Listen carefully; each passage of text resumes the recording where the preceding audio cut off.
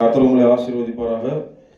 எங்களை அளவுக்கு அதிகமாக நேசிக்கிற எங்கள் அன்பின் பிதாவே, எங்கள் அருமையான இயேசுவே, தாயும் தகப்பனையும் விட அதிகமாக நேசிக்கிற பரிசுத்த ஆவியானவரை, இந்த அருமையான இந்த ஓய்வு நாள் ஆராதனையில் இதுவரை மகிழ்ந்த தெய்வம், துதியில் காணிக்கையின் பகுதியில் எல்லா பகுதியிலும் மகிழ்ந்த தெய்வம், ஆண்டவர் இந்த செய்தியின் பகுதியிலும் அடிமையை மறைத்து நீங்கள் வெளிப்படுங்க. நான் சிறுகவும் நீ பெருகவுமாக நடத்தித்தாங்க. வந்த பிள்ளைகளுடைய இருதயங்களையும் அடியானுடைய இருதயத்தையும் நல்ல நலங்களாக மாற்றிக்கொடுங்க. ஆண்டவரை உங்களுக்கு கனிகள் கொடுக்கிற பிள்ளைகளாக வாழ எங்களுக்கு கிருபை செய்துள்ளோங்க. இயேசு மூலமே ஜெபிக்கிறோம் எங்கள் நல்ல பிதாவே, ஆமென். அல்லேலூயா. இன்னைக்கு வாசிக்க போற அந்த வசன பகுதி எடுத்து வாசிங்க. உபாகமம் 30:9. இந்த செய்தியினுடைய தலைப்பு நான் சொல்ல போறேன். வசனம் முதல்ல வாசிச்சிருங்க. உபாகமம் 30:9. அப்பொழுது உனக்கு நன்மை உண்டாகும்படி உன் தேவனாகிய கர்த்தர் உன் கைகள் செய்யும் எல்லா வேலைகளிலும், உன் கர்ப்பத்தின் கனியிலும், உன் மிருக ஜீவனின் பலனிலும், உன் நிலத்தின் கனியிலும் உனக்கு பரிபூர்ணம் உண்டாக செய்வார். ஆமென். ஹல்லேலூயா. கர்த்தர் நல்லவர். எவ்வளவு அருமையான ஒரு வாக்குத்தத்தத்தை நமக்கு வசனமாக கொடுத்திருக்கிறார் பாருங்க. ஆமென். அப்பொழுது உனக்கு நன்மை உண்டாகும்படி உன் தேவனாகிய கர்த்தர் உன் கைகள் செய்யும் எல்லா வேலைகளிலும், உன் கர்ப்பத்தின் கனியிலும், உன் மிருக ஜீவன்களின் பலனிலும், உன் நிலத்தின் கனியிலும் உனக்கு பரிபூர்ணம் உண்டாக செய்வார். இந்த செய்தியினுடைய இந்த வசனத்தினுடைய இந்த செய்தியினுடைய தலைப்பு என்னன்னா, பரிபூர்ண நன்மை உண்டாக்கும் கர்த்தர். ஹல்லேலூயா. பரிபூர்ண நன்மை. இப்போ இந்த உபாகமம் 30:9 இந்த செய்தியினுடைய இந்த வசனத்தை நீங்க வாசிக்கும் பொழுதே உங்களுக்கு தெரியுது, இது ஒரு கம்ப்ளீட்டான ஒரு ஆசீர்வாதம். இது எத்தனை பேர் நம்புறீங்க? ஒரு முழுமையான ஆசீர்வாதம். நம்ம கடவுள் நமக்கு தருகிறது எல்லாமே எப்படி இருக்கும்? முழுமையானதாக தான் இருக்கும். அதை நீங்க புரிஞ்சு போக நான் சொல்றேன், நீங்க புரிந்து கொள்ளுங்க.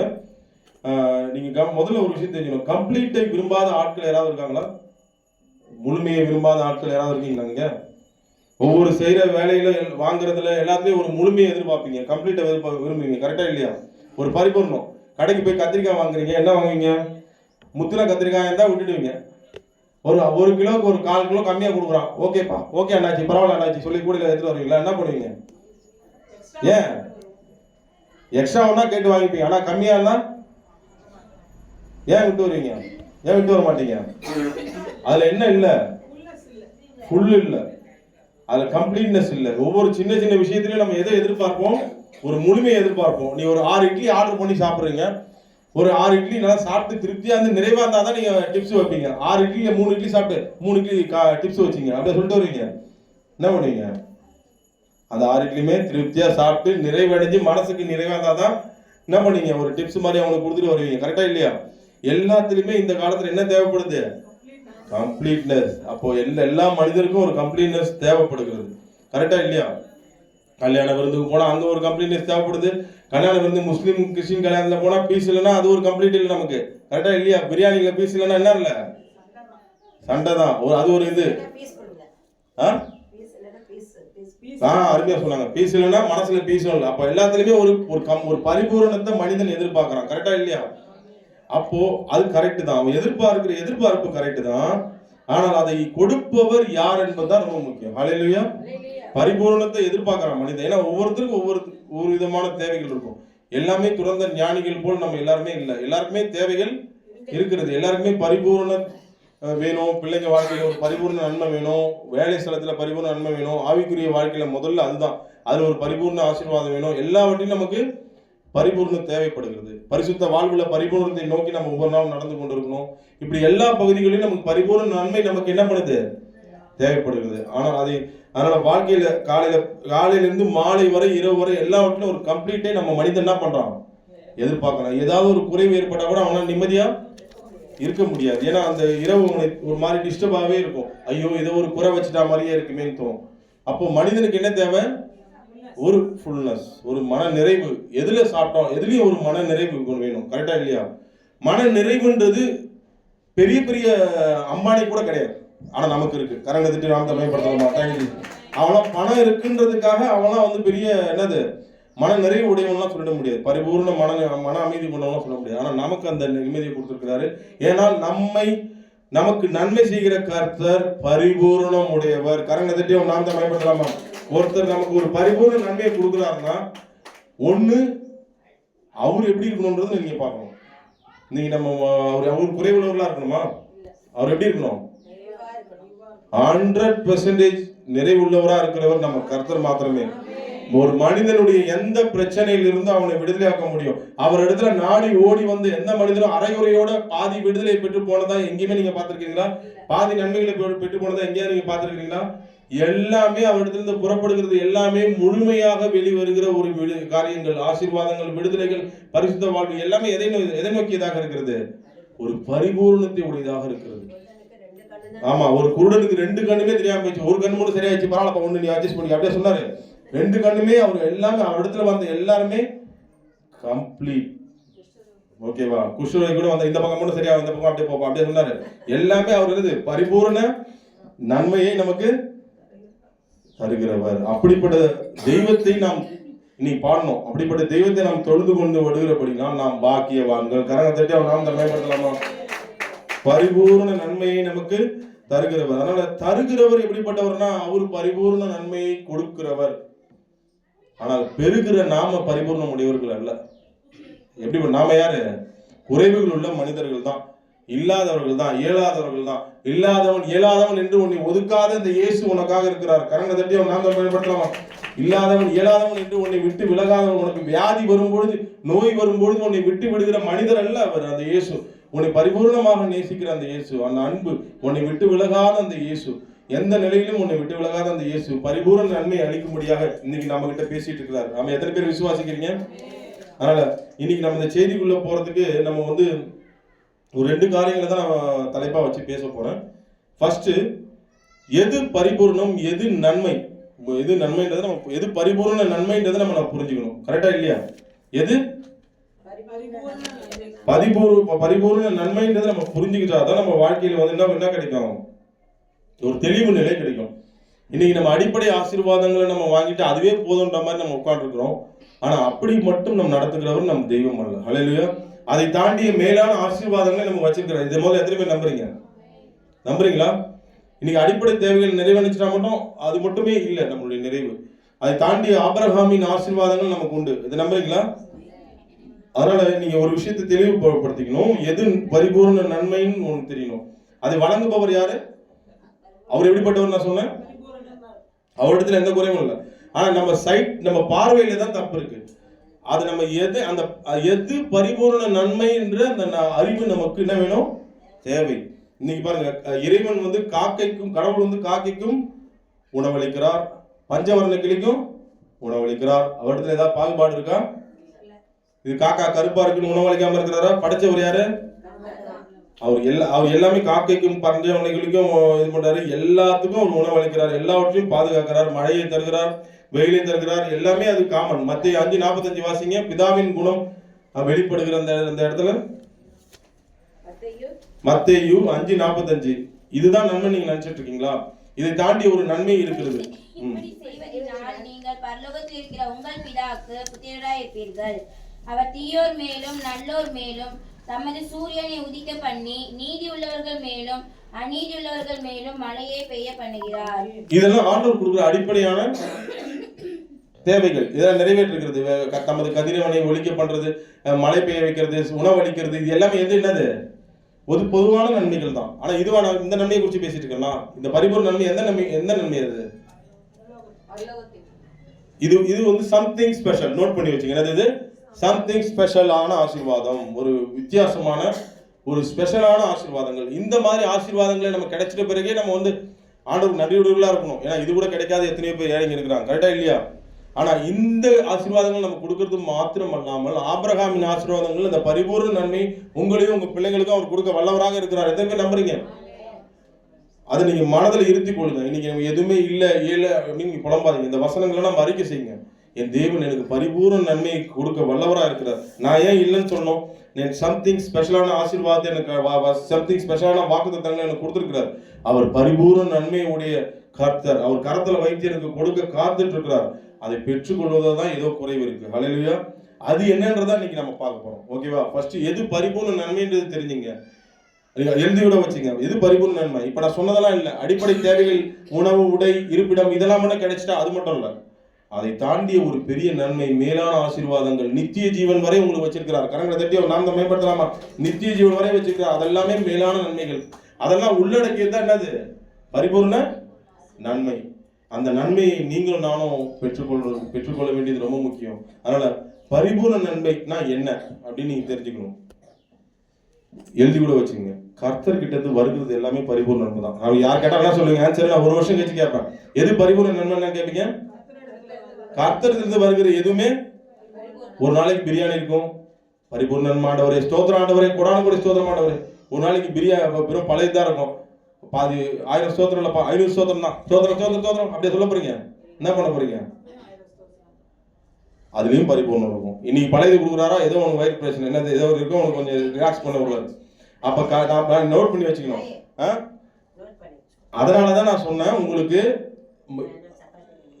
என்னதான் சொல்றீங்க? கர்த்தர் கொடுக்கிறது எல்லாமே அதுல அப்பதான் அந்த அறிவு இருந்தா தான் உங்களுக்கு தெரியும். கர்த்தர் எது கொடுத்தாலும் அது பரிபூர்ணமே. நீங்க அதை உள்வாங்கிக்கிற மனப்பக்கம் உங்களுக்கு வேணும். இயேசுநாதர் கிட்ட இருந்து வெளிப்படுகிற எல்லாமே பரிபூர்ணமே. அவர் எது சொன்னாலும் பரிபூர்ணமே. அதை நீங்க நம்பி ஏத்துக்கிட்டீங்கன்னா உங்க வாழ்க்கையில எப்பவுமே நிம்மதியா ரிலாக்ஸ்டா இருப்பீங்க. பரிபூர்ண நன்மை வழங்கும் கர்த்தர். ஹல்லேலூயா. உங்க வாழ்க்கையில பரிபூர்ண நன்மையை உண்டாக்கும் கர்த்தர். உண்டாக்கும்னா என்ன பண்ணும்? ஒழுங்கின்மையா இருக்கிற உங்க வாழ்க்கையை என்ன ஆகும்? உலகத்தை உண்டாக்கும் பொழுது பூமியானது எப்படி இருந்துச்சு? உங்க வாழ்க்கையில ஒழுங்கின்மையா இருக்கிற அவிவிசுவாசங்கள் இதெல்லாம் ஒழிஞ்சு போட்டோம். என் தேவன் மீது நான் வச்சிருக்கிற நம்பிக்கை பரிபூர்ண நன்மையை உண்டாக்குகிற கர்த்தர் என் வாழ்க்கையில். அது பாருங்க என்ன அழகா போடப்படுது. அந்த வசனத்தை மறுபடியும் வாசிங்க. பரிபூர்ண நன்மையை கொடுக்கிற கர்த்தர்னு போடல, என்ன போடப்பட்டிருக்கு? நன்மை உண்டாகும்படி உன் தேவனாகிய கர்த்தர் உன் கைகள் செய்யும் எல்லா வேலைகளிலும் இல்ல ஓகே வாசிங்க. பலனிலும் உன் நிலத்தின் கனியிலும் உனக்கு பரிபூர்ணம் உண்டாக செய்வார். எல்லாமே உண்டாக உலகத்தை உண்டாக்கும் போது உண்டாக கடவுள் தான் ஆக கடவுள். எல்லாமே அது படைக்கும் பொழுது ஒழுங்கின்மையா இருந்துச்சு. நம்ம வாழ்க்கையில ஒழுங்கின்மைகள் நிறைய இருக்குது. கர்த்தரை இப்படி புரிந்து கொள்ளாத ஒழுங்கின்மைகள் அடிப்படை தேவைதான் பரிபூர்ண நன்மை நினைச்சிட்டு இருப்போம். இவைகள்லாம் கிடையாது. எது உண்மையான இது பரிபூர்ண நன்மை, மேலான ஆசீர்வாதங்கள், ஆபிரகாமின் ஆசீர்வாதங்கள். நீங்க நினைச்சு பார்க்க முடியாத ஆசீர்வாதங்கள் உங்க வாழ்க்கையில உங்க பிள்ளைகள் வாழ்க்கையில அவர் செய்ய வல்லவரா இருக்கு. எத்தனை பேர் நம்புறீங்க? அப்படி நீங்க நம்பணும்னா உங்களுடைய ஒழுங்கின்மையான அவிவிசுவாசங்கள் இதெல்லாம் நீங்க எடுத்து போறதுக்கு விட்டு கொடுங்க. அப்பதான் பரிபூர்ண நன்மையை உண்டாக்குகிற கர்த்தர் உங்க வாழ்க்கையில நன்மை செய்வார். அல்லையா? உண்டாக்குறதுக்கு நீங்க இடம் கொடுங்க. அந்த ஒழுங்கின்மையெல்லாம் விலகி போனாதான் அவர் உண்டாக்க முடியும். புதுசா உங்க வாழ்க்கையில நன்மை செய்வார். ஓகேவா? அதை நீங்க புரிந்து கொள்ளுங்க. இன்னைக்கு வந்த நீங்க ஒவ்வொருவரும் இத்தனை நாள்ல நான் இந்த மாதிரி அலட்சியமா நான் சரியா புரிஞ்சுக்கல, அவர் தேவன் ஒரு குறைவுள்ளவரா நான் நினைச்சிட்டான்னு நினைச்சா நீங்க மாத்திக்கணும். அல்லையா? அது ஒரு ஒழுங்கின்மை. அதை மாத்திரத்துக்கு விட்டு கொடுங்க. தேவன் உங்க வாழ்க்கையில பரிபூர்ண நன்மையை உண்டாக்க செய்வார். எத்தனை பேர் நம்புறீங்க? உண்டாக்குறதா ரொம்ப உங்களுக்கு கவனிக்கப்பட வேண்டிய ஒரு வார்த்தை. ஓகேவா? அதனால நீங்க ஒரு விஷயத்தை மனதை தெளிவுபடுத்திங்க. எது பரிபூர்ண நன்மை? 2 வருஷம் கழிச்சு 10 வருஷம் கழிச்சாலும் என்ன சொல்லுவீங்க? எது பரிபூர்ண நன்மை? ஷார்ட்டா நீங்க ஆன்சர் பண்ணிடலாம். என் கர்த்தர்கிட்ட இருந்து என் இயேசுநாதர்கிட்ட இருந்து வாயில வர எல்லாமே என்னது? பரிபூர்ண நன்மை தான் என் வாழ்க்கையில. ஓகேவா? அதை நீங்க அப்படி நீங்க நினைச்சு பாத்தீங்கன்னா எல்லாமே நிரப்பப்படும். வெறும் திராட்சை ரசமே இல்ல, வெறும் தண்ணி தான், ஒண்ணுமே கிடையாது. இயேசுநாதர் சொன்ன ஒரே வார்த்தை அவர் சொல்லுக்கு கீழ்படிங்க, அந்த இடத்துல நிரம்பிச்சு. எத்தனை பேர் நம்புறீங்க? கரங்கள் தட்டி நாம் தான் பயன்படுத்துற வாழ்க்கையில ஒண்ணுமே இல்லாம இருப்பீங்க. அந்த இயேசுவை நோக்கி நீங்க அந்த ஒரு வார்த்தைக்காக காத்துருங்க. அவர் சொல்லுக்கு காத்திருக்க நம்ம அம்மாவே சொல்றாங்க. அவர் சொல்லுக்கு காத்திருந்து பாருங்க, நிரம்பிடும் உங்க வாழ்க்கையில. ஹல்லேலூயா. அந்த பரிபூர்ண நன்மை அது சுவையுள்ள ஒரு திராட்சை ரசம் போல உங்க வாழ்க்கையில நன்மையை மாற்றுவார். ஹல்லேலூயா. இதை நீங்க மனதில் இருத்தி கொள்ளுங்க. அந்த நன்மை எது நன்மை? கர்த்தரிடத்திலிருந்து வருகிறது எல்லாமே நன்மை. ஏன்னா இந்த ஒரு விஷயத்தை நீங்க புரிந்து கொள்ளணும். கர்த்தர் சொல்லும் பொழுது எதை சொன்னாலும் அவர் முழுமையா சொல்வார். நீங்க அந்த கான்செப்டை நீங்க புரிந்துக்கணும். இந்த இஸ்ரேல் ஜனங்க அதை சரியா என்ன பண்ணல, புரிந்து கொள்ள. உங்களுக்கு ஒரு உதாரணங்களை நான் காட்டி கொடுத்துட்டு நான் போறேன். பாருங்க, யாத்திராகமம் 3ஆம் அதிகாரம் 7-8. இனி எது பரிபூர்ண நன்மை என்பதை அவர்கள் கண்கள் காண முடியாத அளவுக்கு குருட்டாட்டம் அவர்கள் கண்களை பிடித்திருந்தது. அப்பொழுது கர்த்தர், எகிப்தில் இருக்கிற என் ஜனத்தின் உபத்திரவத்தை நான் பார்த்து ஆளோட்டிகளின் நிமித்தம் அவர்கள் இடுகிற கூக்குரலை கேட்டேன். அவர்கள் படுகிற வேதனைகளையும் அறிந்திருக்கிறேன். அவர்களை எகிப்தியரின் கைக்கு விடுதலையாக்கவும் அவர்களை அந்த தேசத்திலிருந்து நீக்கி கானானியரும் ஏத்தியரும் எமோரியரும் பெரிசியரும் ஏவியரும் எபூசியரும் இருக்கிற இடமாகிய பாலும் தேனும் ஓடுகிற நலமும் விசாலமுமான தேசத்தில் கொண்டு போய் சேர்க்கவும் இறங்கினேன். நல்லா கவனிக்கணும். ஆண்டவர் அறகுறையா விடுதலை கொடுப்பறப்ப மெல்லமா கூட்டு அப்படி சொல்ல என்ன பண்ணாரு? அவங்க எவ்வளவு அடிமைத்தனத்துல இருந்தாங்க. அந்த எகிப்துல அவ்வளவு கொடுமைப்படுத்தினாங்க. யாரு? அவருடைய ஜனங்களை கொடுமைப்படுத்தி வச்சிருக்கிற அந்த ஜனங்களுக்கு அவர் கொடுக்குற அந்த வார்த்தையை நீங்க கவனிங்க. அந்த ஒரு வார்த்தையை கம்ப்ளீட்டடா இருக்கா இல்ல குறைவா இருக்கா? நீங்களே சொல்லிடுங்க. அவர் என்ன சொல்றாரு? விடுதலை மட்டும் தரப்பா, வாங்கப்பா அப்படியே, அப்புறமா மத்தெல்லாம் அப்புறம் பேசிக்கலாம் அப்படியே சொன்னாரு. என்ன சொன்னாரு? சொல்லும் பொழுது அவர் சொல்ற வார்த்தையை கவனிச்சிங்களா? பாலும் தேனும் பரிபூர்ண நன்மை. கரங்களை தட்டி நான் தான் பயன்படுத்தலாமா? பரிபூர்ண நன்மை, பாலும் தேனும் ஓடுகிற. ஆமா, பாத்தீங்களா? ஏன் அந்த வார்த்தை அந்த பிள்ளைங்களுக்கு மோசே அங்க போய் சொல்லும் பொழுது ஜனங்களுக்கு இருதயத்துல ஒரு ஆறுதல் பிறக்கும். அவ்வளவு கொடுமைப்படுத்திருக்காங்க. அவங்க ஒரு சாப்பாட்டுக்கு வழி இல்லை, ரொம்ப கஷ்டம். அந்த அடிமைத்தனத்துல எப்படி இருந்துச்சு வாழ்க்கை? கொடுமை. இந்த வார்த்தை சொல்லும் போது நலமும், மோசே போய் அங்க போய் சொல்லுவார் பாரு, நலமும் விசாலமுமான தேசத்துல நம்மளை தெய்வம் நம்மளை கொண்டு போன்னு சொல்லியிருக்காரு. அப்படியா? அப்ப அவங்க மனசு என்ன ஆகும்? அதாங்க இயேசு. கரங்க தட்டி நாம உங்களை வந்து வேதனைகளை அறிந்திருக்கிறான்னு போடப்பட்டிருக்கு இந்த வசனத்தை. தயவுசெய்து வீட்டுல மறுபடியும் வாசிங்க.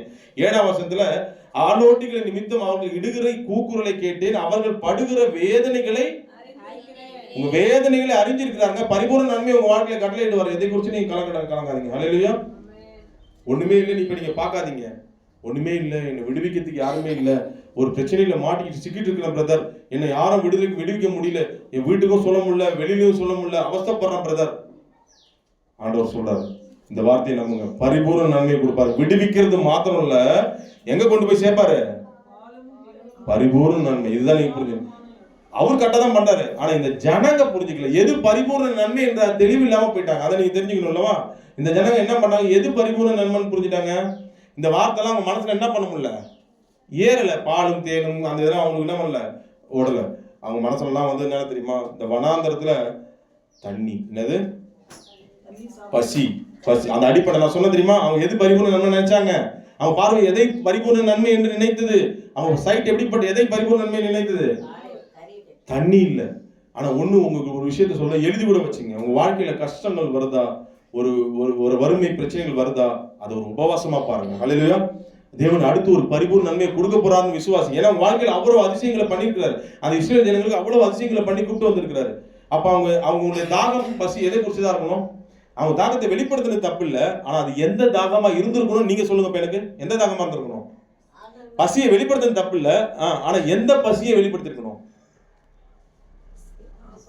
வாக்களித்த அந்த நன்மையின் மீது பசியை கொண்டிருக்கணும். கரங்களை தட்டி நாம எடுத்துலாமா? அப்படி ஆண்டவரே எனக்கு கொண்டு போறீங்களா, எனக்கு அந்த மேல தாகம் இருக்கணும், அந்த கானானுக்கு கொண்டு போக போறீங்களா? ஐயோ சூப்பரா இருக்குமே, பரவாயில்ல, ஒரு நாள் சாப்பிடலாம், என்ன போகுது, பாஸ்டிங் ஸ்தோத்திரம் பண்றோம். ஹல்லேலூயா. அந்த பசியை வெளிப்படுத்திருந்தாங்கன்னா, கானானுக்கு அந்த பசியையும் தாகத்தையும் வெளிப்படுத்திருந்தாங்கன்னா, கடவுள் கொடுத்த அந்த வானத்து அப்பம் எப்படி இருந்திருக்கும்? அவங்களுக்கு எப்படி இருந்திருக்கும்? நீங்க சொல்லுங்க பார்க்கலாம், எப்படி இருந்திருக்கும்?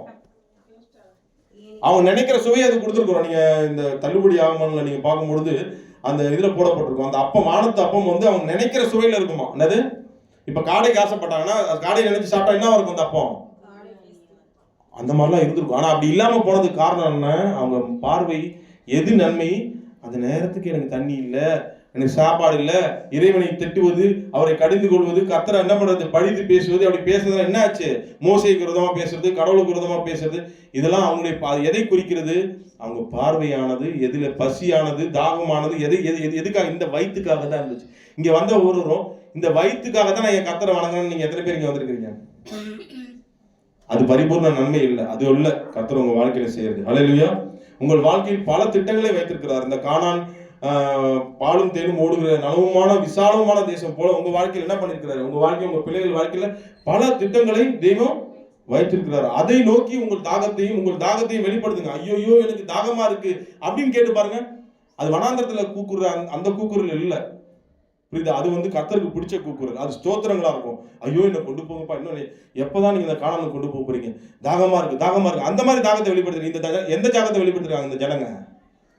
வயிற்று தாகத்தை தான் வெளிப்படுத்துறாங்க. அப்ப எது பிரிச்சு பாக்குறீங்களா? எது பரிபூர்ண நன்மை? கர்த்தர் அருளுகிறது எல்லாமே. இன்னைக்கு இந்த வனாந்திரம் வந்திருக்குதா, நன்மை, ஸ்தோத்திரம் பண்ண, ஹல்லேலூயா, பரிபூர்ண நன்மை நோக்கி போகிறதுன்னு அர்த்தம். அந்த ஜனங்களுக்கு அந்த பார்வை இல்லை. இன்னைக்கு நமக்கும் நம்ம வாழ்க்கையில அந்த மாதிரி இருந்துச்சுன்னா தயவுசெய்து அந்த சைட்டை மாத்திப்போம். எது பரிபூர்ண நன்மை?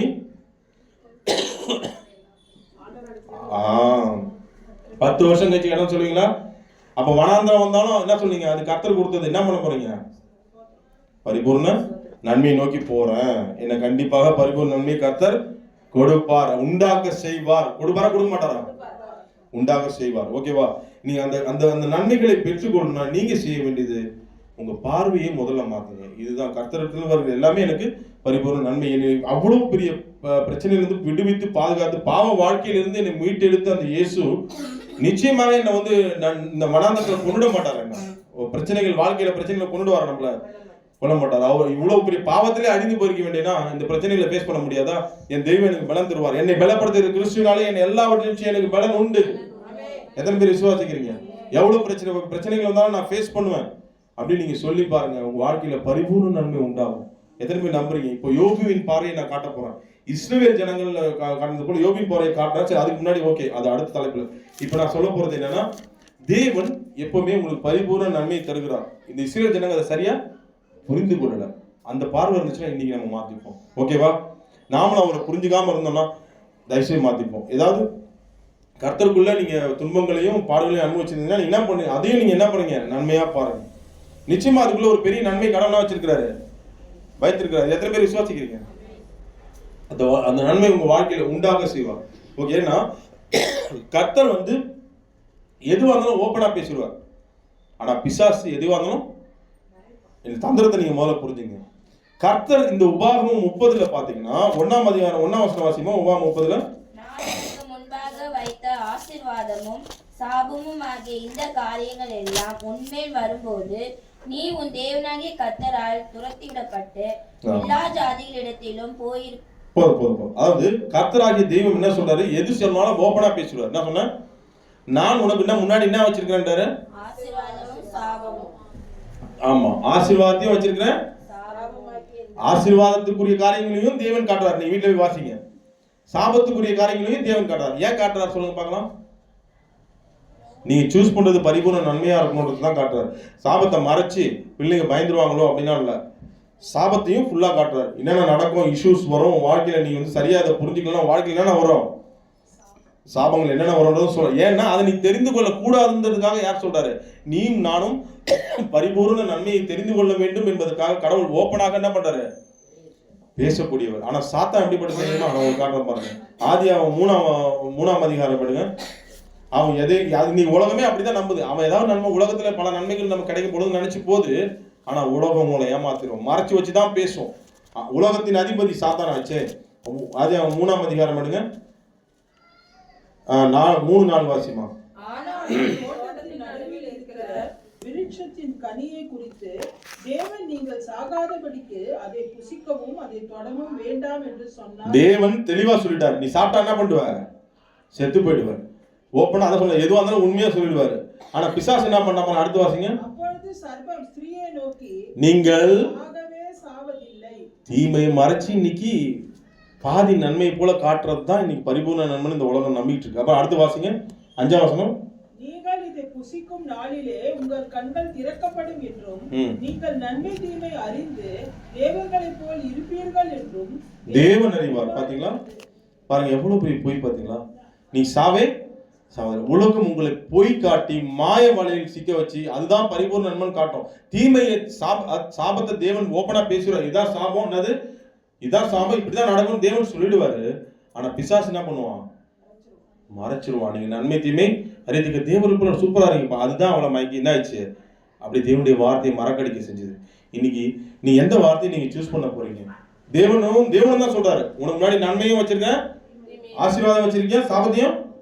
நீ எதை சூஸ் பண்ணி? பிசாசும் காட்ட போறான், பிசாசும் காட்டும். ஆனா பிசாசு தீமையை உங்களுக்கு என்ன பண்ண மாட்டான்? அவன் ஃபுல்ஃபில்லா இது வந்து இப்படிதான் ஆகும் அப்படிலாம் காட்ட மாட்டான். பொய்ய சொல்லுவான் அவன். சாகவே. ஆனா கர்த்தராகிய தெய்வம் என்ன சொல்றாரு? நீ தெரிந்து கொள்வது, நான் கொடுக்கிற பரிபூர்ண நன்மையை தெரிந்து கொள்ளாமல் நீ சாபத்தை தெரிந்து கொண்டால் உனக்கு அழிவு இருக்குதுன்றத ஓப்பனாக பேசுகிறார். சொல்றாரா சொல்லையாங்க? இன்னைக்கு முதல்ல நமக்குள்ள ஒரு பார்வையில ஒரு தெளிவு வேணும். யார் தரது பரிபூர்ண நன்மை? கர்த்தர் தருகிறது தான் பரிபூர்ண நன்மை. ஏன்னா இதே இந்த நன்மை என்று சொல்லப்படுகிற காரியங்களும் உலகத்துல பிசாசும் தர ட்ரை பண்ணுவான். ஆனா என் தெய்வம் தருகிறதே உண்மையான பரிபூர்ண நன்மை. அது பழைய சாப்பாடா இருந்தாலும் சரி, பிரியாணியா இருந்தாலும் எதுவாக இருந்தாலும் எனக்கு வருகிறது காரியங்கள். ஆபிரகாம் சொல்றார், அவ்வளவு பெரிய ராஜா கிட்டே சொல்றார். ராஜாவே ஆபிரகாம் பார்த்து ஆச்சரியப்படுறாரு. என்ன சொல்றாரு? நான் என் கைகளை வானத்துக்கு நேராக தேவனுக்கு நேராக உயர்த்தினேன். அவரிடத்துல தான் எனக்கு நன்மைகள் வருது. ராஜா கிட்ட கூட இல்லை. எனக்கு யார்கிட்ட நம்பிக்கை வருது? நன்மை வருது பரத்திலிருந்து வருகிற அந்த தெய்வத்துக்கு முன்னாடி தான் என் கைகளை உயர்த்துறேன். அவரு தான் எனக்கு ஆபிரகாமை பார்த்து, ஆபிரகாமை ஐஸ்வர்யன் ஆக்கினேன் என்று நீர் சொல்லாதபடிக்கு நான் ஒரு சரட்டி ஆகிலும் பாதரட்சியின் வாரை ஆகிலும் உனக்கு உண்டானவள் யாதொன்றையும் எடுத்துக்கொள்ளேன் என்று வானத்தையும் பூமியையும் உடையவராகிய உன்னதமான தேவனாகிய கர்த்தருக்கு நேராக என் கைகளை உயர்த்துகிறேன். அப்ப இன்னைக்கு நம்ம வந்த ஒருவரும் நீங்க எப்படி இருக்க போறீங்க? இஸ்ரேல் ஜனங்களை போல தவறான புரிந்து கொள்ளுதலோடு கூட இருந்தீங்கன்னா நிச்சயமாக நம்மளுடைய எண்ணங்கள் வந்து ஒரு கர்த்தர் மேல ஒரு பதியாது. அவர் பரிபூர்ணமுடைய கர்த்தராக நம்ம பார்வை என்ன பண்ணாது, பார்க்காது. ஆபிரகாமுடைய சந்ததியா தான் அவங்க வந்தாங்க, ஆனா அவங்க சந்ததி மாறி போயிடுச்சு. புரியுதா? அது என்ன சந்ததியா மாறி போச்சுன்னு நான் சொல்றேன். ஆனா நீங்க நாம யாரோ இருக்க போறோம், ஆபிரகாமின் சந்ததியா இருந்தீங்கன்னா உங்க பார்வையில ஒரு தெளிவு இருக்கும். அல்லேலூயா. நிச்சயமாக அவர் எனக்கு பரிபூர்ண நன்மை எனக்கு தருவார்ன்ற ஒரு தெளிவு உங்களுக்குள்ள எப்போதுமே உங்களுக்குள் இருந்து கொண்டே இருக்கும். அதனால தான் பாருங்க, ஆதியாகமம் 12:1 ஆபிரகாமுடைய ஆசீர்வாதம் சொல்லப்படுது. பரிபூர்ண ஆசீர்வாதங்களுடைய காணப்படுது, அத்தனை நன்மைகளுடையதாக காணப்படுகிறது. நான் உன்னை ஆசீர்வதிக்கவே அந்த சந்ததியிலிருந்து புறப்பட்டவங்க தான். நீங்க வீட்டுல போய் வாசிங்க. ஆதியாகமம் 12ஆம் அதிகாரத்துல 2ஆம் வசனத்திலிருந்து வருது அல்லவா? நான் உன்னை பெரிய ஜாதியாக்கி உன்னை ஆசீர்வதித்து ஆமென். பேரை பெருமைப்படுத்துவேன். நீ ஆசீர்வாதமாக இருப்பாய். உன்னை ஆசீர்வதிக்கிறவர்களை ஆசீர்வதிப்பேன், உன்னை சபிக்கிறவனை சபிப்பேன். ஆமா, அந்த போதும். எல்லாம் உனக்குள் ஆசீர்வதிக்கப்படும் என்றார். பாத்தீங்களா? பரிபூர்ண நன்மை உங்களுக்கு தானே அந்த ஆசீர்வாதம் வச்சிருக்காரு. அது அப்பனுக்கு புள்ள தப்பா பிறந்துடும். அந்த சந்ததியில இருந்தானே இந்த இஸ்ரேல் சந்ததி வந்துச்சு. ஆனா அவங்க எப்படி புரிஞ்சுக்கிட்டாங்க? கர்த்தருடைய பார்வையில கர்த்தரை எப்படி புரிஞ்சுக்கிட்டாங்க? வெறும் காடைக்காகவும் என்னது தண்ணிக்காகவும் சாப்பாட்டுக்காகவும் தெய்வத்தை, அதுதான் வந்து அது கிடைச்சிட்டா போதும் பரிபூர்ண நன்மையை நினைச்சிட்டாங்க. கரெக்ட்? நான் சொன்னது பொய்யா இல்லையா? நீங்க வீட்டுல போய் வாசிங்க. கர்த்தர் கொடுக்கறது எல்லாமே பரிபூர்ண நன்மைனா அவங்க வாழ்க்கையில அமைதியா இருந்து ஸ்தோத்திரம் பண்ணுவாங்க. ஏன்னா அவங்களுக்கு ஒரு பெரிய வாக்களித்தலை கடவுள் கொடுத்திருக்கிறாரு. என்னது? பாலும் தேனும்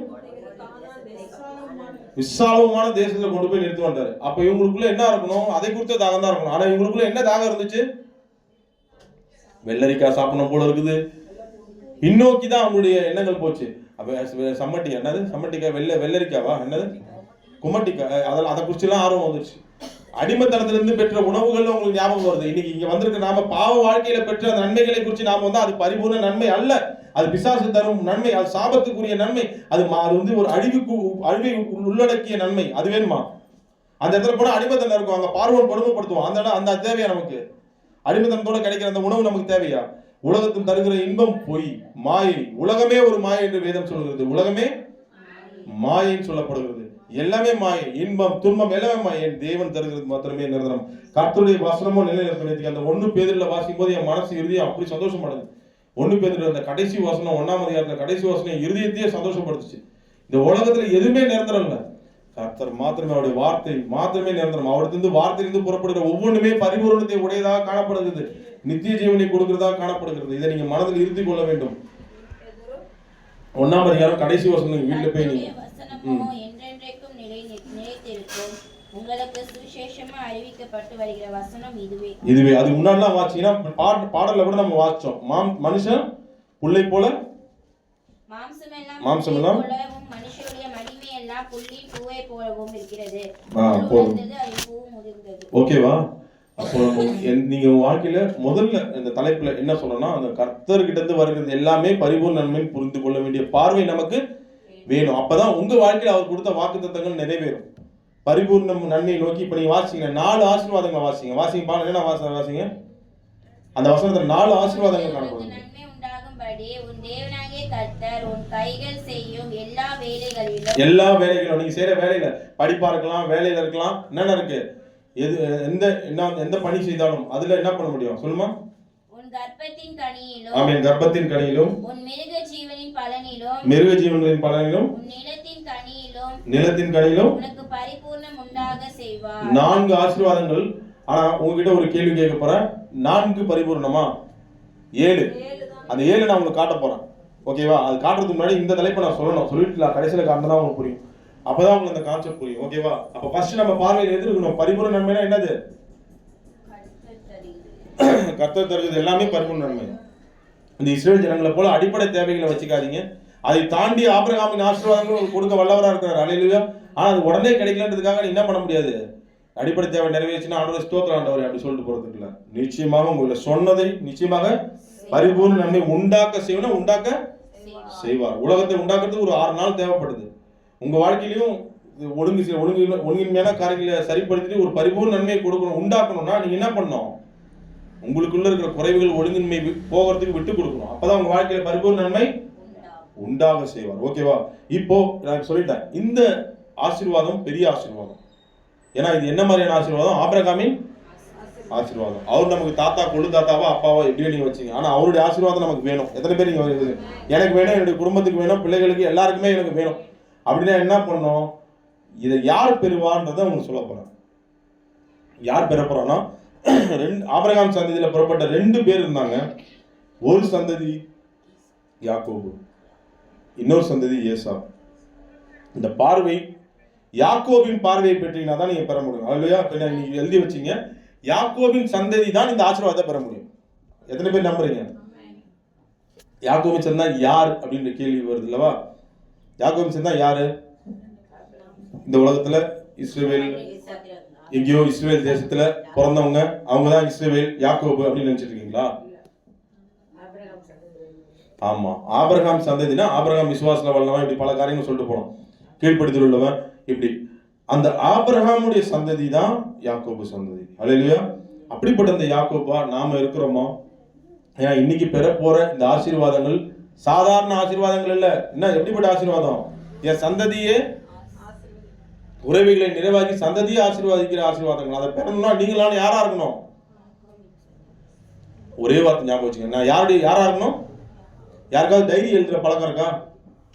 டைரி எழுதுற பழக்கம் நீங்க எழுதுவீங்களா? யாரெல்லாம் டைரி? நானும் எழுதுறது கிடையாது. நைட் ஏதாவது தூங்குவீங்களா? நான் நீங்க என்னென்னலாம் பண்ண, இவங்க என்னென்ன பண்ண யோசிப்பீங்களா? இன்னையிலேருந்து ஒரு காரியத்தை ஹோம்ஒர்க்காக கொடுக்குறேன், என்னையும் சேர்த்தான். நான் இன்னைக்கு யாக்கோபின் சந்ததியா இருந்தேன்னா, ஏசாவின் சந்ததியா இருந்தேனா? அதில் புரியுதா? நான் எப்படி நடந்துக்கணும் அதை பொறுத்து தான் எனக்கு என்ன கிடைக்கும்? பரிபூர்ண நன்மை. ஏன்னா இந்த இடத்துல நீங்க உபாகமம் 30 எடுங்க, 20ஆம் வசனம் வாசிங்க. கர்த்தர் உன் பிதாக்களாகிய ஆபிரகாமுக்கும் ஈசாக்குக்கும் யாக்கோபுக்கும் கொடுப்பேன் என்று அவர்களுக்கு ஆணையிட்டு கொடுத்த தேசத்திலே குடியிருக்கும்படிக்கு உன் தேவனாகிய கர்த்தரில் அன்பு கூர்ந்து அவர் சத்தத்திற்கு செவி கொடுத்து அவரை பற்றி கொள்வாயாக. அவரே உனக்கு ஜீவனும் தீர்க்காயுசும். இப்ப யாருக்கு கொடுப்பேன்னு சொல்றாரு? இங்க ஏசா இருக்கிறாராப்பா? நீங்க சொல்லுங்க படிச்சதுல. இப்ப நீ மேல வாசிச்ச ஆசீர்வாதம் 4மே யாருக்கு கொடுப்பேன்றாரு? அதான் ஆபிரகாம விடுங்க. இஸ்ரவேலா வந்துட்டாரு. இஸ்ரவேலுடைய சந்ததி தானே ஆபிரகாம். ஈசாக்கு வழியில வந்தது ஏசாவும் தான் வந்தாரு. ஆனா ஏசா இங்க வந்திருக்காரா? அப்பா நீங்க ஒரு ஆன்சரை நீங்க புரிஞ்சுக்கணும். யாருக்கு கொடுக்க மாட்டேன்றதை நீங்க தெரிஞ்சுக்கணும். யாருக்கு கொடுக்க மாட்டாரு? ஏசா போன்ற சந்ததியா இருந்தோம்னா நமக்கு கொடுக்க, யாக்கோபின் சந்ததியா இருந்தா நமக்கு. இப்போ ஒரு உதாரணம் காட்ட போறோம். காட்டிட்டு இந்த ஏசா யாக்கோபை பத்தி சொல்லிட்டு நான் முடிக்க போறேன். யோபு எடுத்துங்க ஃபர்ஸ்ட். யோபு ஒரு இஸ்ரவேலரே கிடையாது. ஆனா அவரு தேவனுடைய பார்வையில் இஸ்ரவேலா இருப்பவனுக்கு தான் இந்த ஆசீர்வாதம். நோட் பண்ணி வச்சுங்க. என்ன சொன்ன? தேவனுடைய பார்வையில் யாக்கோபா இஸ்ரவேலா இருப்பவனுக்கு தான் இந்த ஆசீர்வாதம். இன்னைக்கு தேவனுடைய பார்வையில் யார் யாக்கோபு? யோபு எடுத்துங்க. யோபு எடுங்க. யோபு 1ஆம் அதிகாரம் எடுங்க. பரிபூர்ண நன்மை அவர் யோபு பெற்று எப்படி பெற்றிருக்காரு பாருங்க. அவர் எந்த ஊருன்றதை நீங்க தெரிஞ்சுக்கணும். இஸ்ரவேல்ல பிறந்த யூதா கோத்திரத்து சிங்கத்துல பிறந்தவரா? அவரு என்ன போடப்பட்டிருக்கு? அவருடைய தேசம் எந்த தேசம் போடப்பட்டிருக்கு? அவர் அது இஸ்ரேலா? இல்லை, அது ஒரு தேசம். இஸ்ரவேல் தேசம் இல்லாத இவர் கடவுளுடைய பார்வையில இஸ்ரவேலராக இருக்கிறார். ஹல்லேலூயா. ஏன்னா இவருக்கு பரிபூர்ண நன்மையை கடவுள் கொடுத்திருக்கிறாரு. பரிபூர்ண நன்மை பெறவங்க தானே இஸ்ரவேல் சந்ததி. நீங்க சொல்லுங்க, நீங்க நாம இஸ்ரவேலர்களா? எங்கேயோ பிறந்த ராமசாமிக்கோ எங்கேயோ பிறந்த தமிழ்நாட்டில் பிறந்த எங்கேயோ சந்ததியில அப்படி வந்தவங்க. ஆனா நம்மளை இஸ்ரவேலர் ஆக்கி வச்சிருக்கிறாரு. ஏன்? நம்ம அந்த அளவுக்கு கடவுளை அவரை புரிந்து கொள்றோம். அப்ப நீங்க ஒரு விஷயத்தை புரிஞ்சுக்கணும். கர்த்தரின் பார்வை இந்த இஸ்ரவேலின் சந்ததிக்கு தான் கொடுப்பான்னு நீங்க தெரியும். பரிபூர்ணமா யாருக்கு கிடைக்கும் சொன்ன? யாக்கோபின் சந்ததி இஸ்ரவேல் சந்ததி கிடைக்கும். ஆனா எந்த இஸ்ரவேல் சந்ததி? கர்த்தரின் பார்வைக்கு யாக்கோபின் சந்ததியா இருக்கிறவங்களுக்கு தான் இது கிடைக்கும். எத்தனை பேர் நம்ம கரங்கள் தட்டி அவர் நாமத்தை மயப்படுத்தலாம்? எத்தனை பேர் இருக்க போறீங்க? எத்தனை பேர் இன்னைக்கு அதுதான் டைரியில எழுதி வச்சு சொன்னேன். நான் கர்த்தரின் பார்வைக்கு யாக்கோபின் சந்ததியா இருக்கிறேனா? அதுக்கு ஒரு சில குவாலிட்டிஸ்லாம் இருக்கு. அதுக்கு முன்னாடி நான் இதை மட்டும் சொல்லிடுறேன். யாக்கோபின் சந்ததி, இந்த யாக்கோபின் சந்ததியா நீங்களும் நானும் இருந்தாதான் இந்த ஆசீர்வாதத்தை பரிபூர்ண நன்மையை பெற முடியும். ஏன்னா ஆண்டவராகிய கர்த்தர் என்ன சொல்றாருன்னா, நீங்க வசனத்தை வாசிங்க. என்னாகும் எடுத்துங்க 24:1 வாசிங்க. யாரை ஆசீர்வதிப்பதே அவருக்கு பிரியம்ன்றதை நீங்க வாசிங்க. ஆசீர்வதிப்பதே கர்த்தருக்கு பிரியம். அதுக்கு அப்புறமா யோபு வாசிங்க. ஆசீர்வதிப்பதே கர்த்தருக்கு பிரியம் என்று பிலேயாம் கண்டபோது அவன் முன் போதும். இஸ்ரவேலை ஆசீர்வதிப்பதே, அப்ப இங்க என்ன போடப்பட்டிருக்கு? ஏசாவை ஆசீர்வதிப்ப போடப்பட்டிருக்கா? அந்த இஸ்ரவேல் யாருடைய பார்வையில இஸ்ரவேலா இருக்கணும்? ஆண்டவருடைய பார்வை. இஸ்ரவேல் இப்ப நீங்க பாத்தீங்களா இந்த ஜனங்கள்லாம் யாரு? இப்ப நான் சொன்னேன் இந்த முறுமுறுத்தாங்களே இப்ப அந்த ஜனங்கள்லாம் யாரு? அவங்க பேரும் இஸ்ரேல் தான். பேர்ல சர்டிஃபிகேட்ல என்ன அவங்க பேர் என்ன? அவங்க இஸ்ரேல் தான். ஆனா அதுவா இஸ்ரேல்? ஆக்சுவலி அவங்க ஏசா போல நடந்துக்கிட்டாங்க. இஸ்ரவேல் யாரு? மோசே, ஆரோன், அவங்க தான் இஸ்ரேல் போல நடந்துக்கிட்டாங்க. மற்றவங்க எப்படி நடந்துக்கிட்டாங்க? நிறைய பேர் காலேபி, யோசுவா, இவங்க தான் வந்து ஆபிரகாம் சந்ததி போல நடந்துக்கிட்டாங்க. அவங்க தான் கடைசியில் கூட ஆசீர்வாதம் சொந்த வச்சுட்டாங்க. ஆனா இவங்க என்ன பண்ணாங்க? ஏசா போல இருந்தாங்க. நீ புரிந்துக்கணும், நம்ம பார்வை சைட்டை மாத்திக்கணும். நம்ம யாருடைய பார்வையில் இப்ப நான் சொன்னேன் நம்ம பார்வையில பரிபூர்ண நன்மை எதுன்னு தெரிஞ்சுக்கணும்னு சொன்னேன். இப்போ ரெண்டாவது ஒரு பார்வை, அவருடைய பார்வையில யாக்கோபா நாம இருந்தாதான் இந்த ஆசீர்வாதத்தை பெற முடியும். எத்தனை பேர் நம்புறீங்க? இப்ப நான் சொல்லிட்டேன் உபாகம் 30 கடைசி நீங்க வாசிட்டீங்க. யாருக்கு கொடுப்பான்ட்டாரு அவரு? ஆபிரகாம், ஈசாக்கு, யாக்கோபு, அந்த சந்தை தான் கொடுப்பாரு. அப்ப அந்த சந்ததியா நாம் இருக்கிறோமா? அதை குறித்து திங்க் பண்ண போறோம். இப்ப இந்த யோபு எடுத்துங்க. யோபு அப்படி இருந்தார். வாசிங்க யோபு 1ஆம் அதிகாரம் எடுங்க. அவருக்கு நிறைவான பரிபூர்ண நன்மை எப்படி ஆசீர்வாதம் பெற்றிருக்காரு வாசிங்க. 2:1 வசனத்தை வாசிங்க. அவனுக்கு 7 குமாரரும் 3 குமார்த்திகளும் பிறந்தார்கள். அவனுக்கு 7000 மாடுகளும் 3000 ஒட்டகங்களும் 500 ஏர் மாடுகளும் 500 கழுதைகளும் ஆகிய மிருக ஜீவன்கள் இருந்ததுமன்றி திரளான பணிவிடைக்காரரும் இருந்தார்கள்.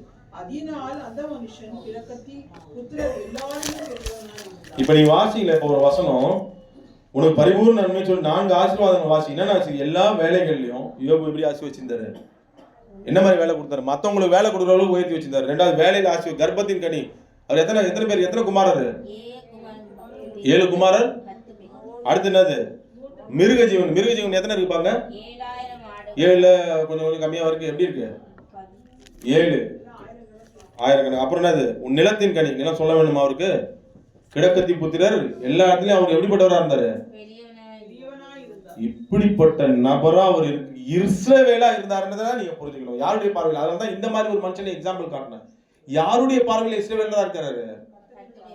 அவர் இஸ்ரவேல் தேசத்தையே உடையவர் அல்ல, ஊட்ஸ் தேசத்தை உடையவராக இருந்த அந்த பரிசுத்தவான் கர்த்தருடைய பார்வையில் பரிபூர்ண நன்மையை பெற தகுதி உள்ளவராக காணப்பட்டார். அவருடைய பார்வையில யாக்கோபின் சந்ததியாக இருந்தார். அல்லேலூயா.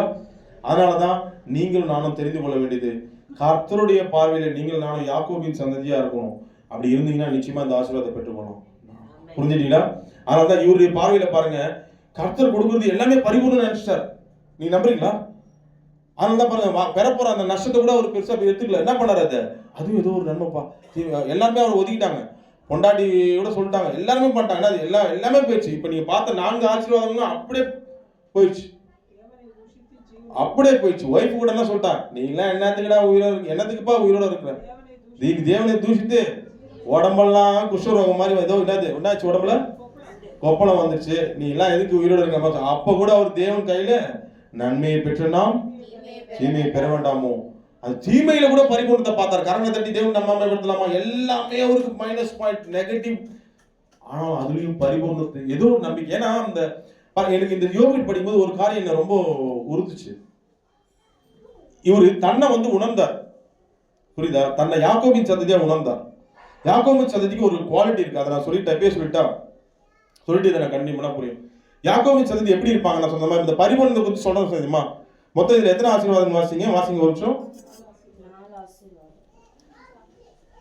அப்பொழுது உனக்கு நன்மை உண்டாகும்படி உன் தேவனாகிய கர்த்தர் உன் கைகள் செய்யும் எல்லா வேலைகளிலும் உன் கர்ப்பத்தின் கனியிலும் உன் மிருக ஜீவனின் பலனிலும் உன் நிலத்தின் கனியிலும் உனக்கு பரிபூர்ணம் உண்டாக செய்வார். 4 தானே? நம்ம பரிபூர்ணம் எதை குறிச்சு சொன்ன? 7 காரியம். அந்த 3 காரியத்தை காட்டிட்டா அடுத்த வசனம் வாசகம். தேவனாகிய கர்த்தருடைய சத்தத்திற்கு செவி கொடுத்து இந்த ஃபர்ஸ்ட் என்னது? செவி கொடுத்து நியாயப்பிரமாண புத்தகத்தில் எழுதியிருக்கிற அவருடைய கற்பனைகளையும் அவருடைய கட்டளைகளையும் கைக்கொள்ளும்போது தேவனாகிய கர்த்தரிடத்தில் உன் முழு இதயத்தோடும் ஆத்துமாவோடும் திரும்பும்போது கர்த்தர் உன் பிதாக்களின் மேல் சந்தோஷமாய் இருந்தது போல உனக்கு நன்மை உண்டாக திரும்பவும் சந்தோஷமாய் இருப்பார். இப்போ நான் 3 காரியம் சொன்னேன். 3 சேர்ந்துச்சுன்னா என்ன ஆயிடும்? பரிபூர்ண நன்மை வந்துடுதா? இப்போ உங்களுக்கு சொல்ல போறேன், யாக்கோபின் சந்ததியா ஏசாவின் சந்ததியா சொல்லிட்டு நான் யோபு சப்ஜெக்ட் போறேன். இப்போ நம்ம பார்வை எப்படிப்பட்டதா இருக்குது? இப்போ நீங்க வாசிக்கும் பொழுது வசனத்தை வாசிங்க. பரிபூர்ண நன்மை நீங்களும் நானும் என்ன நினைச்சிட்டு இருப்போம்? எது பரிபூர்ண நன்மை நினைச்சிட்டு இருப்போம்? உபாகமும் 30:9 மாதம் தான் நீங்க நினைச்சிட்டு இருப்பீங்க. 4 காரியங்கள் தான் நினைச்சிட்டு இருக்கீங்க. ஆனா யாக்கோபின் சந்ததி அப்படி யாக்கோபின் சந்ததி எப்படி எதை தெரியுமா நினைக்கும்? யாக்கோபின் சந்ததி எதை நினைக்கும்? அடுத்த வசனத்தையும் நான் நம்புவோம். அடுத்த வசனம் என்னது? யாக்கோபு குணசாலியா இருந்தான், ஏசா வேட்டைக்காரனா இருந்தான். யாக்கோபு குணசாலி, அவனுக்கு தெரியும் ஆசீர்வாதங்களை பெறணும்னா அந்த வழியை எப்படி அடையணும்ன்ற அந்த ஒரு வழிமுறை யாருக்கு தெரியும்? வருஷம் சொல்ற பேச்சு கேட்டாங்க. மாமனார் சொல்ற பேச்சு என்ன பண்ணாரு? 14 வருஷம் அடையறதுக்கு காத்துட்டு இருந்தாரு. சொல்ற பேச்சு கேட்டு நான் பெற வரணும், நான் என்ன பண்ணணும்? ஆண்டவர் சொல்றாரு, செவி கொடுக்கணும். யாக்கோபின் சந்ததி எப்படி இருக்கணும்? செவி கொடுக்கணும். அடுத்து என்ன பண்ணணும்? கை கொள்ளணும். அவருடைய கற்பனைகளை என்ன சொன்னேன் நான்? கர்த்தருடைய கற்பனைகளை கை கொள்ளணும். 3வது என்னது? முழு இருதயத்தோட முழு ஆத்மாவோட மனம் திரும்ப வேண்டியவைகள் இருந்து மனம் திரும்பணும். கரங்களை தட்டி அவர் நாமத்தை மயப்படுத்தலாமா?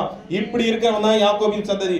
இப்படி இருக்கிறவன் தான் அவருடைய பார்வையில இஸ்ரவேலன். அவன் அமெரிக்கனா இருக்கலாம், இல்ல ஜப்பானீஸா இருக்கலாம், அவன் பாகிஸ்தானா இருக்கலாம், எவனா வந்துருப்பான், எந்த ஜாதியா வந்துருப்பான். இப்படி இருக்கிறவன் தான் கடவுளுடைய பார்வையில இஸ்ரவேலன். இதை எத்தனை பேர் நம்புறீங்க? அந்த இஸ்ரவேலை தான் கர்த்தர் ஆசீர்வதிப்பதே எனக்கு பிரியம் என்று சொல்லுகிறார். இதை எத்தனை பேர் நம்புறீங்க? அப்ப புரியுதா? 3 நான் சொன்னேன். இந்த 3ஐயும் ஒரே ஒரு வசனத்தை கூட சொல்லலாம், ஒரே ஒரு வார்த்தையில சொல்லி முடிக்கலாம். தேவனுக்கு பயப்படுறவன் தான் இஸ்ரவேல். அல்லேலூயா. தேவனுக்கு பயப்படுறவன் இந்த 3 காரியங்களை செய்வான். அந்த 3 4 சேர்ந்தா என்ன ஆயிடுது உங்க வாழ்க்கையில? 7 சேர்ந்து பரிபூர்ணமாயிடுது. தேவனுக்கு அதனால தான் நீங்க யோபு 1ஆம் அதிகாரம் 1ஆம் வசனம் வாசிங்க. ஊஸ் தேசத்திலே யோபு என்னும் பெயர் கொண்ட ஒரு மனுஷன் இருந்தான். அந்த மனுஷன் உத்தமனும் சன்மார்க்கனும், தேவனுக்கு பயந்து பொல்லாப்புக்கு விலகுமாய் இருந்தான். தேவனுக்கு பயந்து தேவனுக்கு பயப்படுறான். 3 காரியங்கள் அவருக்குள்ள காணப்படுது. என்னது? தேவனுடைய இப்ப நீங்க எழுதி வச்சுங்க, நோட்டை கூட எழுதி வச்சுங்க. தேவனுக்கு பயப்படுவது என்பது 3 உட்பிரிவுகளை கொண்டது. அது என்னது? தேவனுக்கு செவி கொடுப்பது. 2வது இப்ப வாச்சாங்களே சிஸ்டர், அவருடைய கற்பனைகளை கை கொள்வது. 3வது முழுவதோட விட வேண்டிய காரியங்களை விட்டு அவரிடத்துல திரும்ப. இந்த 3 காரியங்கள் செய்யறது தான் பயப்படுறாங்க. யோபு கிட்ட அது காணப்பட்டுச்சான்னு காட்டா, யோபு கிட்ட அது காணப்பட்டது. பயந்த மனிதர், கடவுளுக்கு பயந்த மனிதர், கடவுளுடைய வார்த்தைக்கு தான் கீழ்படிஞ்சு கரெக்டா நடந்துட்டு இருந்த மனுஷர் தன்னுடைய பிள்ளைகள் வாழ்க்கையில ஏதாவது தப்பு பண்ணிருப்பாங்களான்னு சொல்லி அவர் பலிட்டாரா இல்லையா? பலிட்டாரா இல்லையாங்க?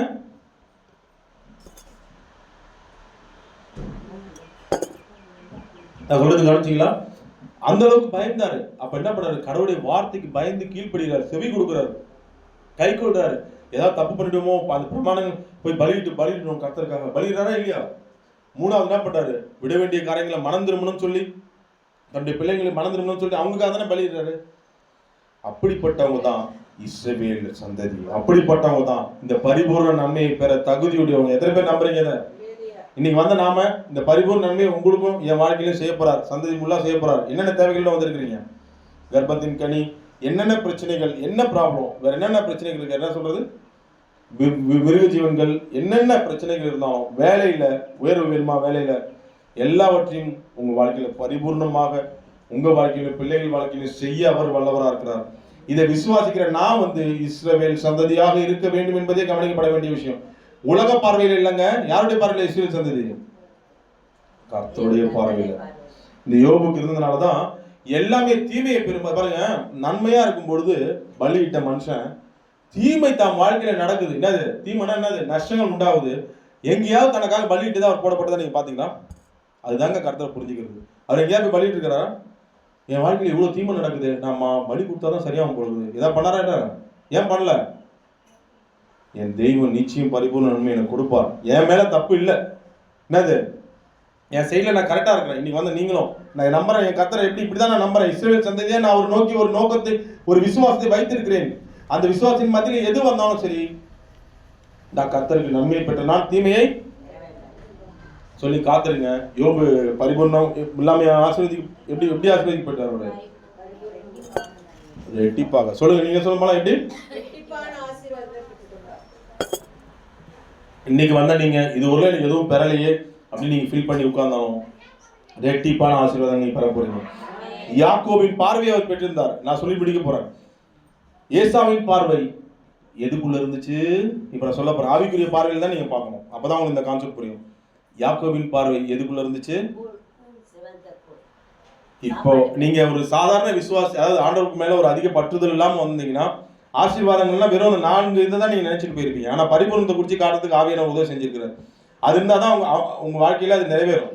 இந்த உலகத்துல இந்த பரிபூரணத்தை காட்டாமல் வெறும் ஆசீர்வாதம் பண்ணி ஆசீர்வாதமா இருப்பா நீ நீப்பாச்சு அப்படி சொல்லிட்டு போயிருதுக்கு இல்ல. அடுத்த வசனம் என்ன? உபாகம் 30:10 என்ன போடப்பட்டிருக்கு? இப்ப நீங்க வாசிங்களே 3, செவி கொடுத்து கை கொள்ளும் பொழுது திரும்ப வேண்டியவர்களுக்கு திரும்பும் பொழுதுதான் நன்மை உண்டாக செய்வார். ஹல்லேலூயா. இப்போ இந்த பார்வை யாக்கோபுக்கு இருந்துச்சு. யாக்கோபு தான் அடையிற ஆசீர்வாதத்துக்கு எதையும் செய்வார். எத்தனை பேர் நம்புறீங்க? அந்த 2 பேருடைய குவாலிட்டி குணங்களை மட்டும் சொல்லிட்டு நான் முடிக்க போறேன். ஆதியாகமம் 25ஆம் அதிகாரம் எடுங்க. 25 ஒரு நிமிஷம். அந்த போராடுவார்கள் ஆசீர்வாதத்துக்காக. அது எங்க வருது பாருங்க. ஆதியாகமம் 32 சிஸ்டர். 26 வாசிங்க. நான் போகட்டும், பொழுது விடுகிறது என்றார். அவன், நீர் என்னை ஆசீர்வதித்தால் ஒழியும் என்று சொல்லவில்லை என்றார். யாக்கோபு இதற்கு நான் காட்டணும்னா யாக்கோபுடைய குவாலிட்டி என்ன குவாலிட்டி? எதுவா இருந்தாலும் என்ன சொன்னேன்? ஆசீர்வாதத்தை பரிபூர்ண நன்மையை பெறுகிறவர்களும் ஒரு தேவனை விட்டு என்ன பண்ண போறாருல விட மாட்டார். தேவனை புரிந்து கொண்ட மனிதர். செவி கொடுக்க சொல்ற செவி கொடுக்குறேன், கை கொள்ளணுமா கை கொள்றேன். 14 ரெபேக்காளுக்காக அப்படி இருந்தவர் இருக்க மாட்டாரா? சாரி அவ பேர் என்ன? சாரி ராகேலுக்காக இருந்தவர் இருக்க மாட்டாங்களா? இல்ல. செவி கொடு மாமனுடைய வார்த்தைக்கு செவி கொடுத்தவர் நம்ம கடவுளுடைய வார்த்தைக்கு நம்ம செவி கொடுக்க மாட்டோமா? இவ்வளவு பெரிய பரிபூர்ண நன்மையை வச்சிருக்கிற நம்ம வாழ்க்கையில நம்ம செவி கொடுப்போமா கொடுக்க மாட்டோமா? அந்த மாதிரி மனசுல அப்ப யாக்கோபின் சந்ததியா நீங்க இருக்கணும். ஹல்லேலூயா. ஏசாவின் சந்ததி என்ன பண்ணுச்சு தெரியுமா? அது எல்லாருக்கும் தெரிஞ்சுதான். நீங்களே எனக்கு சொல்லுவீங்க அது எதை பண்ணுச்சு. இப்ப நான் இவ்வளவு நேரம் பேசிட்டு இருந்தேன், அதெல்லாம் கொஞ்சம் டீப்பா கவனிக்கும் இந்த செய்தி. இப்ப சொன்ன இஸ்ரேல் ஜனங்க எல்லா குவாலிட்டிஸும் ஏசாவின் குவாலிட்டிஸ் தான் இருந்துச்சு. எத்தனை பேர் இதை புரிஞ்சுக்கிறீங்க? அவங்க என்ன பண்ணாங்க? அற்ப கூழுக்காக அந்த கூழுக்காக என்ன பண்றாங்க? பயிற்றன் கூழுக்காக, சாப்பிடுற உணவுக்காக சேஷ்ட புத்திர பாகத்தை உங்களுக்கு அளித்த வாக்களித்த பரிபூர்ண நன்மையை அலட்சியப்படுத்தினாங்க. அந்த மாதிரி நீங்களும் நானும் இல்லாம இருக்கணும். இப்ப நான் சொன்ன உதாரணங்களை நல்ல உதாரணங்களை எடுத்துங்க. அவங்கதான் யாக்கோபின் சந்ததி. ஆபிரகாம், யோபு, இவங்களாம் யாருடைய சந்ததியா இருந்தாங்க? யோபு இத்தனைக்கு இஸ்ரவேலே கிடந்தார். ஆனாலும் கூட அவருடைய பார்வையில அவர் யாக்கோபின் சந்ததியா இருந்தார். காரணம் அவங்க பார்வையில இப்ப இது நடக்குதா, ஓகே, ஏதோ ஒரு பெரிய நன்மைகள் எனக்கு வச்சிருக்கிறார். ஹல்லேலூயா, ஸ்தோத்திரம். யோபு என்ன சொல்றாரு? கர்த்தர் கொடுத்தால் ஸ்தோத்திரம். இன்னைக்கு அந்த மாதிரி ஒரு மனநிலைக்கு வாங்க. கடவுள் எது என் வாழ்க்கையில் எது செஞ்சாலும் என்னது நன்மைக்கு தான் செய்வார், நன்மைக்கு தான் செய்வார். ஒரு தீமை நடக்கிறது போல இருக்கா, அந்த தீமையை மாற்றி நன்மையாக மாற்றுகிற தெய்வம் நமக்கு உண்டு. எத்தனை பேர் நம்புறீங்க? நான் சந்திக்கிற லாஸ் பிரச்சனைகள் எது இருந்தாலும் எனக்கு கொடுத்த தெய்வம் எனக்கு வாக்கு கொடுத்துட்டாருப்பா. நான் அந்த வாக்குக்கு நான் என்ன பண்ணும்? செவி கொடுக்கணும்ன்றார். நான் செவி கொடுத்து காத்திருப்பேன். செவி கொடுத்து காத்திருந்தேன்னா நான் போராடி என் தேவிட்ட அந்த ஆசீர்வாதிக்கிறேன். நான் ஆசீர்வாதித்தாலோடைய நான் அதுக்கு என்ன பண்ணணும் சொல்லுங்க ஆண்டவரே. யாக்கோபு அதான் அந்த வைராக்கியம். யாக்கோபு என்ன பண்றான்? நீ ஆசீர்வாதித்தாலோடைய ஏசா அப்படி பண்றாரா? கூழுக்காக அவ்வளவு பெரிய இதை அலட்சியப்படுத்துறாரு. இன்னைக்கு நாம தான் அப்படிதான் பண்றோம். யாக்கோபு போல ஒரு வைராக்கியம் கொள்வோம். என் தேவன் பரிபூர்ண நன்மை என் வாழ்க்கையில கட்டளையிட்டார் 4 காரியங்களை. ஆனா 3 காரியங்கள் மறைந்து இருக்கிறது போல உங்களுக்கு காணப்படுகிறது. அதை குறித்து யாருமே எக்ஸ்பிளைன் பண்ணி யாருமே சொல்ல மாட்டாங்க. அந்த 3 தயவுசெய்து மறுபடியும் வாசிங்க. 30:10 அந்த 3 காரியங்கள் இருந்தா தான் நான் யாக்கோபின் சந்ததி. இல்லைன்னா நான் ஏசாவின் சந்ததி தான் இருப்பேன். பல பிரசங்கள் கேட்டாலும் என் மண்டையில ஏறுறது ஆசீர்வாதம் மட்டும் தான் ஏறும், இந்த 3 காரியங்கள் ஏறாது. அந்த மாதிரி இருந்தா நம்ம ஆசீர்வதிக்கப்பட முடியாது.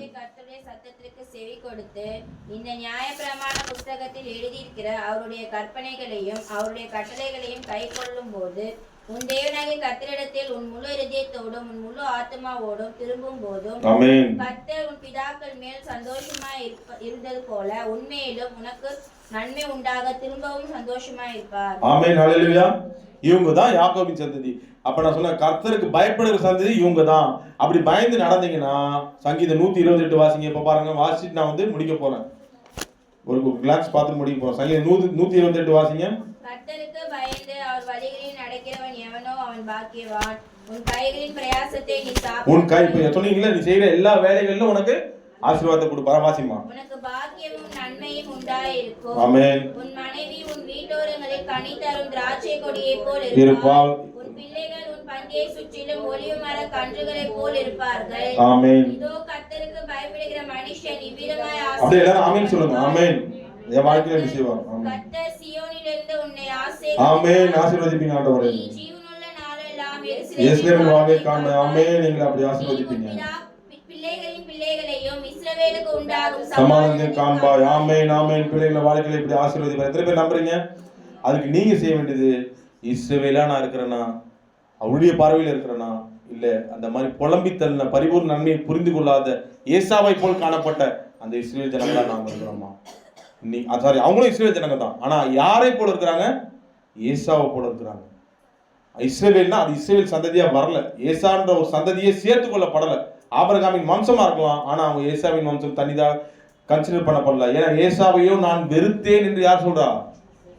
கர்த்தர் சொல்றாரு. இஸ்ரவேலையோ ஆசீர்வதிப்பு எனக்கு பிரியம். இன்னைக்கு நாம எதுவா இருக்க போறோம், இதை நீங்க மனதில் எடுத்துக் கொள்ளுங்க. நான் பார்த்த காரியங்கள்லாம் பரிபூர்ண நன்மை எதுன்னு நான் சொன்னேன். பரிபூர்ண நன்மை எதுன்னு நம்ம சொன்னோம். யார் எது பரிபூர்ண நன்மை கேட்பேன். 10 வருஷம் கழிச்சு கேட்டலாம். கர்த்தர் இருந்தவர்கள் எல்லாமே அப்பதான் அவரை புலம்ப மாட்டோம், திட்ட மாட்டோம். ஏன்னா எல்லாமே அவருக்கு நமக்குள்ள ஏதோ ஒரு நன்மைக்காக தான் செய்யறான்ற ஒரு தெளிவு நமக்கு இருக்கும். இப்ப 128 நீங்க வாசல ஏதாவது ஒரு குறைவு இருக்கா பாருங்க. உன் கைகளின் பிரயாசத்தை நீ சாப்பிடுவாய்ப்பா, அதோட முடிச்சுக்கிட்ட வேண்டியதானே. இந்த காலத்துல அதுவே நீங்க நடக்க மாட்டேங்குது. கைகள்ல உழைச்ச காசை சாப்பிடறதுக்கே நீங்க மனுஷன் என்ன பண்ண முடிய மாட்டேங்குது. ஆனா கர்த்தர் கூட ஒரு கூடுதலான பரிபூர்ண நன்மையை கொடுக்குறாரு. என்ன கொடுக்குறாரு? வாசிப்பாங்களா? ஒவ்வொன்றா வாசிங்க. ஒவ்வொன்றுமே ஆச்சரியமா இருப்பாருங்க. உன் மனைவி உன் வீட்டோரங்களில் அதோட முடிச்சு கூடாதாப்பா. ஆனா பாருங்க, கூட பாருங்க, பரிபூர்ண நன்மையை கொடுக்குறாரு பாருங்க. அடங்கப்பா, அப்படி மட்டுமா? கர்த்தர் சியோன் உன்னை ஆசீர்வதிச்சா போதும், அப்படியே விட்டாரு. பரிபூர்ணம் இருக்கா இல்லையா பாருங்க. அதே போல பாருங்க, நீ உன் பிள்ளைகளின் பிள்ளைகளையும் இது ஏதாவது பரிபூர்ணம் இல்லாம இருக்குதா? அவர் என்ன சொன்னாலும் அதுல பரிபூர்ணம் இருக்கும். ஆனால் புரிந்து கொள்ளுகிற நம்மிடத்தில் பரிபூர்ணம் இருக்கான்றதை நீ சிந்தித்துக் கொள்ளும். நாம் இஸ்ரவேலராய் அவருடைய பார்வையில இருக்கிறோமா, ஏசாவா இருக்கிறோமா, அதை பொறுத்து தான் ஆசீர்வாதம். ஏசாவுக்கு கிடைச்சதுன்னா அந்த பயிற்ற கூழ் அளவு தான் எனக்கு ஆசீர்வாதம் கிடைக்குதுன்னா அதுக்கு குறை என் மேலதான் தப்பு. என் பார்வை யாக்கோபை போல இருந்தா நான் வைராகியம் கொண்டு அதை பெறுவதற்காக நான் என்ன வேணாலும் செய்வேன். அந்த வைராகியம் எனக்கு இருக்கும். அந்த அந்த அந்த வைராகியம் இருந்துச்சுன்னா 3 காரியங்களை நம்ம செய்வோம். கர்த்தருக்கு செவி கொடுப்போம், அவருடைய கட்டளைகளுக்கு நம்ம கீழ்ப்படுத்தி கை கொள்வோம். 3வது, மனம் திரும்ப வேண்டியவில்லை, மனம் திரும்புவோம். நிச்சயம் அந்த பரிபூர்ண நன்மை நான் பெற்ற அவனு ஒரு வைராகியம், ஒரு எய்ம் வச்சுங்க. உங்க வாழ்க்கையில நிச்சயமா கர்த்தர் ஆசீர்வதி. இப்ப வாசி எல்லாரும் வாசி முடிக்கலாமா? 39 நம்ம வாழ்க்கையில அப்படியே நிறைவேறணும். அது நம்ம வாழ்க்கை நம்ம விசுவாசோட அறிக்கை பண்ணலாமா? அதை 39 அப்பொழுது எனக்குன்னே சொல்லுங்க. அப்பொழுது எனக்கு நன்மை உண்டாகும்படி என் தேவனாகிய கர்த்தர் என் கைகள் செய்யும் எல்லா வேலைகளிலும், என் கர்ப்பத்தின் கனியிலும், என் மிருக ஜீவனின் பலனிலும், என் நிலத்தின் கனியிலும் எனக்கு பரிபூர்ணமாக செய்வார். அதோட முடிச்சுட்டீங்களா? அதோட முடிச்சா நான் யாருடைய சந்ததி, எந்த சந்ததியா இருக்கேன்? அடுத்த வசனம் வாசிங்க. இப்பதான் யாக்கோபின் சந்ததி. அப்பொழுது என் தேவனாகிய கர்த்தருடைய சத்தத்திற்கு நான் செவி கொடுத்து இந்த நியாயப்பிரமாண புஸ்தகத்தில் எழுதியிருக்கிற அவருடைய கற்பனைகளை